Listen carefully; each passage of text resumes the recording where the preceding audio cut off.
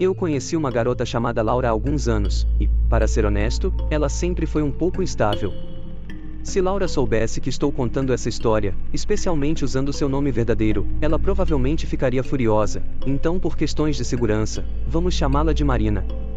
Marina vinha de uma família complicada, com problemas sérios envolvendo seu pai. Quando o pai dela faleceu, Marina me contou que só foi ao funeral para descobrir onde ele seria enterrado. Algumas noites depois, ela me ligou no meio da madrugada, pedindo que eu a levasse ao cemitério para destruir a lápide dele. Eu não sou do tipo que faz algo assim, mas conhecendo a história dela, consegui entender seus motivos. Marina não tinha carteira de motorista, então fui buscá-la e dirigimos até o cemitério. Quando estacionei, ela tirou um martelo e alguns sacos plásticos da bolsa, dizendo que queria quebrar a lápide em pedaços pequenos, colocá-los nos sacos e ir embora. Eu sabia que estávamos infringindo a lei, invadindo o cemitério à noite, mas decidi ficar de olho enquanto ela fazia o que precisava fazer. Marina sabia exatamente onde o túmulo estava, então chegamos lá rapidamente. No entanto, toda a situação me deixou extremamente nervoso. Não era só o medo de ser preso, mas o próprio clima do cemitério à noite me dava arrepios. Enquanto eu tentava manter a calma, Marina ajoelhou-se diante do túmulo, xingando e chorando. De repente, começou a gritar e a golpear a lápide com um martelo. Fiquei assustado e pensei em pedir para ela parar, mas percebi que Marina estava completamente fora de controle. Ela gritava a plenos pulmões, e cada golpe no mármore soltava apenas pequenos pedaços. Enquanto ela se exauria, olhou para mim com um olhar que eu nunca tinha visto antes. Marina, que sempre foi um pouco instável, agora parecia estar à beira da loucura. De repente, ela se levantou, empurrou o martelo para mim e exigiu que eu terminasse o trabalho, ameaçando-me se eu não obedecesse. Relutantemente, comecei a golpear a lápide.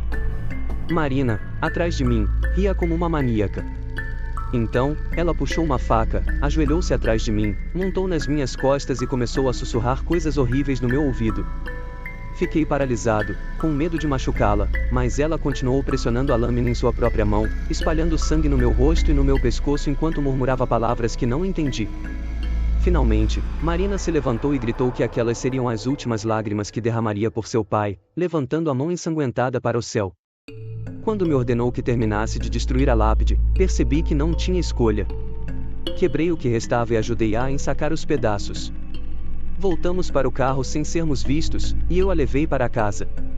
Quando ela tentou me convencer a passar a noite, eu inventei uma desculpa e fui embora. Desde então, cortei todo o contato com Marina, e até hoje, quando penso naquela noite, sinto um calafrio que não consigo explicar. Essa história aconteceu quando eu era criança, por volta dos 13 anos. Eu morava em um subúrbio relativamente novo, com ruas amplas e casas recém-construídas. Naquela época, havia um cemitério nos arredores, praticamente vazio, já que a cidade era pequena e poucas pessoas haviam sido enterradas lá. Naquela noite de Halloween, eu e meus amigos, Bruno e Felipe, decidimos explorar o cemitério em vez de pedir doces. Sabíamos que estávamos arriscando, então fizemos de tudo para não sermos descobertos. Depois de pular cercas e atravessar terrenos baldios, chegamos ao cemitério, mergulhados na escuridão. Andamos entre as lápides, tentando nos assustar mutuamente, e encontramos algumas lápides em branco perto de um mausoléu. Decidimos quebrá-las e pegar pedaços como lembrança, algo que parecia uma boa ideia na hora. Sentamos contra algumas lápides, olhando para a rodovia iluminada ao longe, e começamos a conversar, apenas sendo crianças. De repente, ouvimos um som estranho vindo de trás de nós, uma voz que parecia conhecer nossos nomes. Todos ficamos assustados e começamos a caminhar em direção ao som, segurando pedaços de granito como se fossem armas. À medida que nos aproximávamos, a voz ficou mais clara, e então disse algo que mudou completamente o clima. A voz afirmou ser o espírito da mãe de Bruno, que estava gravemente doente. Ele parou de andar, visivelmente abalado. A voz continuou, dizendo que ela havia acabado de morrer e que ele não estava lá para se despedir. Bruno começou a chorar, mas a voz, que inicialmente parecia triste, logo começou a rir. Então, uma figura saiu de trás de uma lápide, e percebemos que era um garoto mais velho, o valentão da escola, que nos seguiu para pregar uma peça. Bruno, tomado pela raiva, avançou sobre ele, derrubando-o no chão e começando a bater nele com o pedaço de lápide que carregava. Felipe e eu demoramos a perceber que ele estava usando a pedra para golpear o rosto do garoto. Quando finalmente o puxamos para longe, vimos que o valentão estava em uma condição horrível. Havia cortes profundos, e ele não se movia. O desespero tomou conta de nós quando percebemos que ele estava morto. Bruno entrou em pânico, tentando reanimá-lo, mas nada funcionava. Ele nos pediu para dizer que o garoto estava apenas inconsciente, mas sabíamos a verdade. Não sabíamos o que fazer a seguir, e o medo do que aconteceria nos paralisou. Essa noite nos marcou profundamente, e nunca mais falamos sobre o que aconteceu no cemitério. Nossas vidas mudaram para sempre, carregando o peso daquele segredo sombrio.